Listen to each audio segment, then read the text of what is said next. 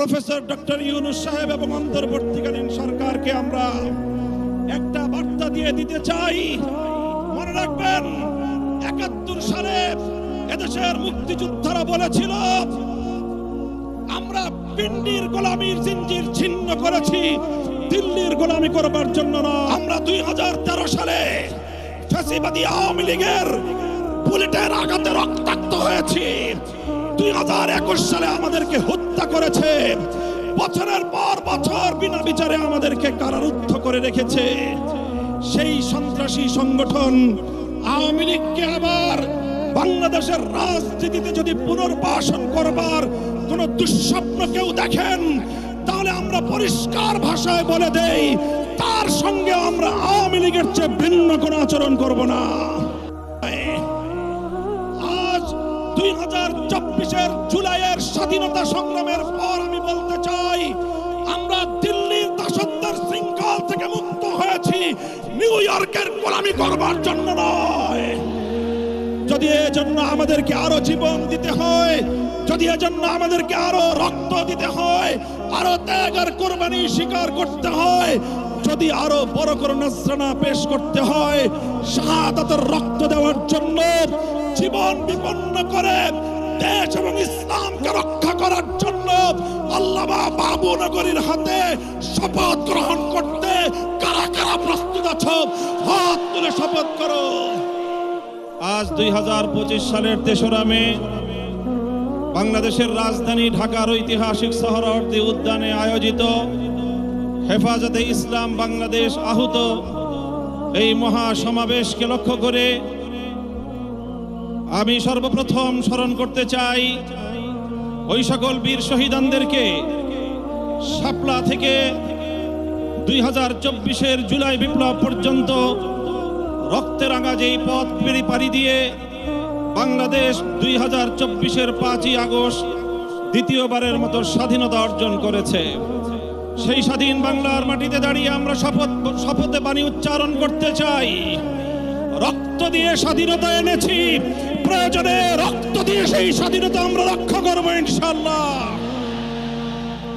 স্বাধীন বাংলার মাটিতে দাঁড়িয়ে আমরা বলতে চাই, নারী সংস্কারের নামে আল্লাহর কোরআনকে, ইসলামকে যে কটাক্ষ করা হয়েছে, ধর্মীয় উত্তরাধিকার বিধান, পারিবারিক বিধানকে নারী পুরুষের মধ্যে বৈষম্যের প্রধান কারণ বলে আখ্যায়িত করে বিতর্কিত নারী বিষয়ক কমিশন এদেশের সংখ্যাগরিষ্ঠ মানুষের ধর্মীয় অনুভূতিতে আঘাত প্রদান করেছে।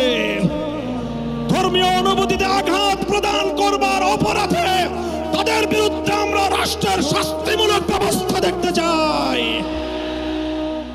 হেফাজতে ইসলাম বাংলাদেশ বলতে চায়, এই তথাকথিত পশ্চিমা ধ্যান ধারায় বিশ্বাসী বিতর্কিত নারীবাদীদের আদর্শ এবং দর্শন নয়, বরং হেফাজতে ইসলাম বাংলাদেশ ইসলাম প্রদত্ত আল্লাহর ঘোষিত নারীর ন্যায্য অধিকারে বিশ্বাসী।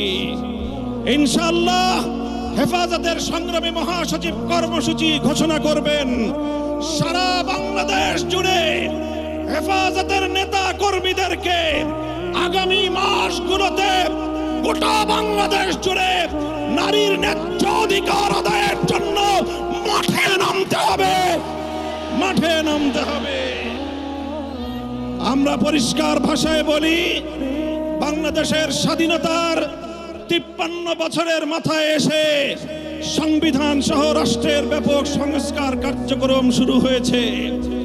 এই সংস্কার কার্যক্রম চলাকালীন সময়ে বহুত্ববাদের মতো এই বিতর্কিত একত্ববাদ বিরোধী কোন কনসেপ্ট বাংলার মানুষ গ্রহণ করবে না।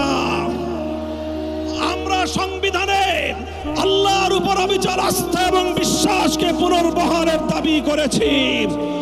এই দাবি বাস্তবায়নের জন্য আগামী দিনে হেফাজতে ইসলাম বাংলাদেশ কঠোর কোন সিদ্ধান্ত নিতে হলে হেফাজত সেই সিদ্ধান্ত নেবে ইনশাআল্লাহ। আমরা পরিষ্কার ভাষায় বলি, ডক্টর ইউনূস সাহেবের সাথে হেফাজতের কেন্দ্রীয় নেতৃবৃন্দ অনেকবার সাক্ষাৎ করে বিনয়ের সঙ্গে আবেদন করেছি আমাদের বিরুদ্ধে ফ্যাসিবাদী আমলে দায়েরকৃত মিথ্যা মামলাগুলো প্রত্যাহার করেন, কিন্তু কেন যেন মনে হচ্ছে আমাদের সোজা আঙ্গুলে বুঝি ঘি উঠবে না। প্রফেসর ডক্টর ইউনূস সাহেব, আপনি কি সে কথা ভুলে গিয়েছেন? এই সেদিনও আদালতের পাড়ায় আপনি আমাদের সঙ্গে পাড়ায় পাড়ায় ঘুরতেন, আদালতের অলিতে গলিতে ঘুরতেন। আমরা পরিষ্কার ভাষায় বলছি, আগামী 2 মাসের মধ্যে যদি হেফাজতে ইসলামের বিরুদ্ধে দায়েরকৃত মামলাগুলো প্রত্যাহার না হয়, হেফাজতে ইসলাম বাংলাদেশ সে মামলা বাতিল করার জন্য যা করতে হয় তাই করবে ইনশাআল্লাহ।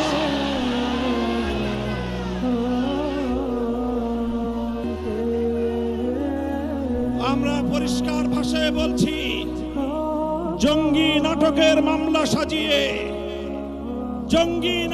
মামলা সাজিয়ে আল্লাহর নবীর প্রকৃত উম্মত, নবী প্রেমিক উম্মত যাদেরকে কারাগারের 4 দেয়ালে বন্দী করে রাখা হয়েছে, যারা নবীর দুশমনদের বিপক্ষে পদক্ষেপ নিয়েছে, তারা গোটা উম্মতের কাছে হিরো, তারা গোটা উম্মতের হৃদয়ের মণি, চোখের মণি, হৃদয়ের প্রশান্তি।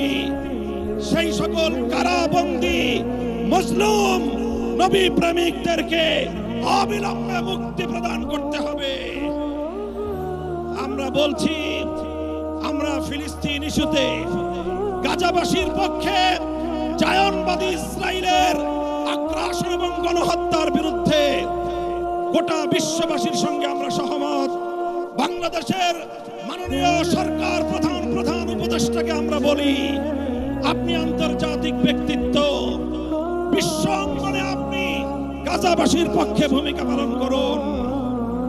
সারা দুনিয়ার মানুষ গাজাবাসীর পক্ষে দাঁড়িয়েছে, সুদূর এই সবুজ বাংলার চত্বর থেকে আমরা সংহতি জানিয়েছি, কিন্তু আমাদের আরো বড় দায়িত্ব এবং কর্তব্য দাঁড়িয়েছে আজ আমাদের প্রতিবেশী রাষ্ট্র ভারতের মুসলমানদের পক্ষে আওয়াজ উচ্চারণ করা, তাদের পাশে দাঁড়ানো।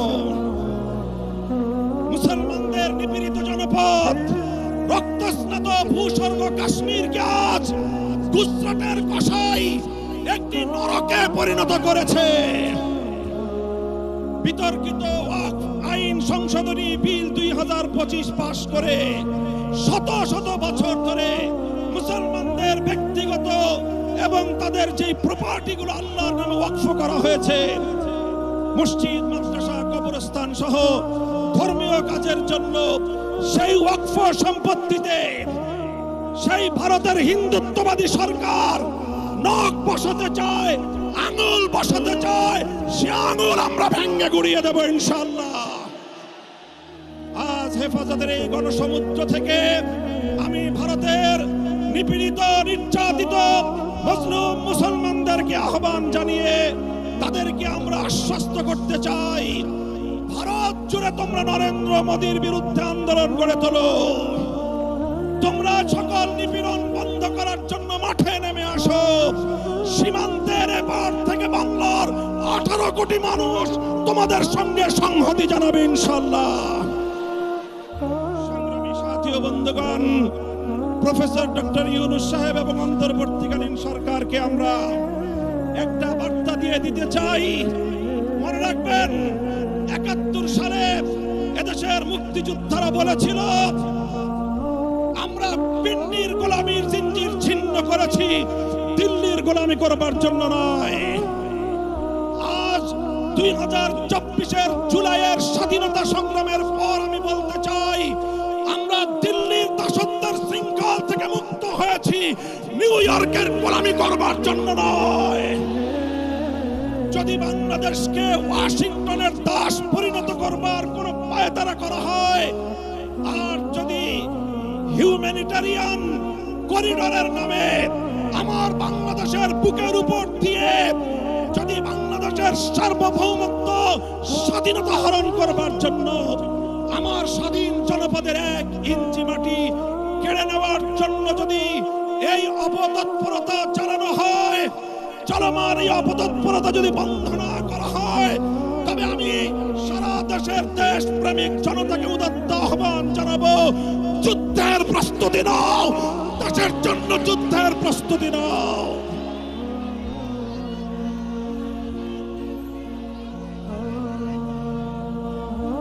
আমরা আমার দেশের প্রতি ইঞ্চি মাটি আমার জায়নামাজের মাটি। আবার বলছি, আমার স্বাধীন বাংলার প্রতি ইঞ্চি মাটি আমার পবিত্র জায়নামাজের মাটি।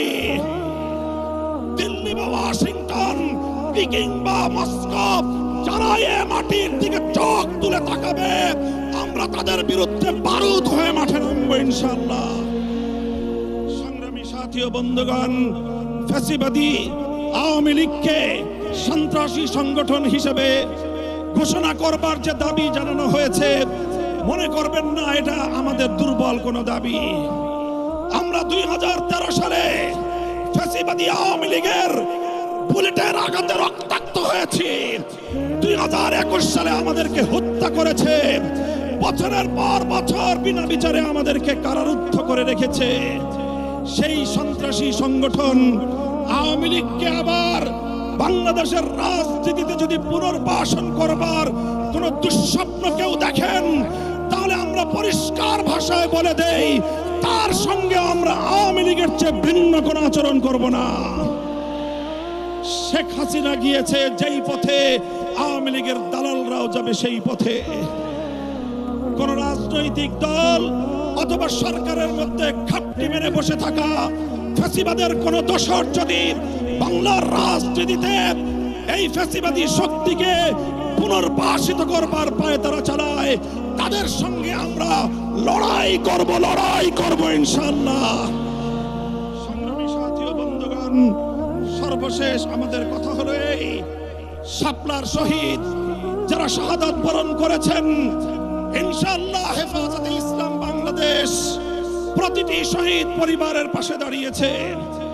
শাপলার সকল শহীদদের পরিচয়গুলো যতটুকু সম্ভব ফ্যাসিবাদী আমলে অধিকাংশ বীর শহীদদের লাশ গুম করা হয়েছে, লাওয়ারিশ হিসেবে তাদেরকে দাফন করা হয়েছে।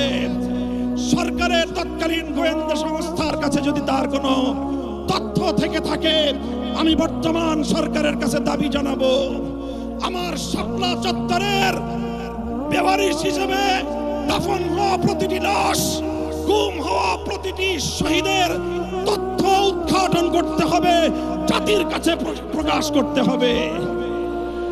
এর বাইরে গোটা বাংলাদেশে যতজন বীর শহীদান রয়েছেন, প্রত্যেক শহীদের পরিবারের সঙ্গে যোগাযোগ করে আমাদের সর্বশেষ ভেরিফিকেশন এবং যাচাইয়ের কাজ চলছে। ইনশাআল্লাহ আমরা শাপলার রক্তে রঞ্জিত এই মে মাসের মধ্যে হেফাজতে ইসলামের পক্ষ থেকে আমাদের ভেরিফাইড সেই সকল বীর জাতীয় শহীদদের পরিচয় এবং তাদের গৌরবগাথা ইতিহাস জাতির সামনে আমরা তুলে ধরবো ইনশাআল্লাহ। সেই সকল রক্তরাঙা শাপলার বীর শহীদদের স্মৃতি বিজড়িত ইমানের দুর্দমনীয় কাফেলা, শাপলা চত্বরের শহীদি কাফেলা হেফাজতে ইসলাম বাংলাদেশকে আমি আজ বাংলাদেশের স্বাধীনতার অতন্দ্র প্রহরী হিসেবে ঘোষণা করতে চাই। আমরা বলতে চাই, বাংলাদেশের ইসলাম এবং স্বাধীনতা এক সূত্রে গাথা। বাংলাদেশের ইসলাম এবং স্বাধীনতা এক সূত্রে গাথা। যারা বাংলাদেশে ইসলামের উপর আঘাত করে, তারাই স্বাধীনতার দুশ্মন, তারাই স্বাধীনতার শত্রু। আগামী দিনে দেশ এবং ইসলাম স্বাধীনতার এই শত্রুদেরকে যেখানেই পাওয়া যাবে সেখানেই প্রতিহত করতে হবে, সেখানেই প্রতিহত করতে হবে। যদি এজন্য আমাদেরকে আরো জীবন দিতে হয়, যদি এজন্য আমাদেরকে আরো রক্ত দিতে হয়, আরো ত্যাগ আর কোরবানি স্বীকার করতে হয়, যদি আরো বড় করে নজরানা পেশ করতে হয়, শাহাদাতের রক্ত দেওয়ার জন্য জীবন বিপন্ন করে দেশ এবং ইসলামকে রক্ষা করার জন্য আল্লামা বাবু নগরীর হাতে শপথ গ্রহণ করতে কারা কারা প্রস্তুত আছো? হাত তুলে শপথ করো।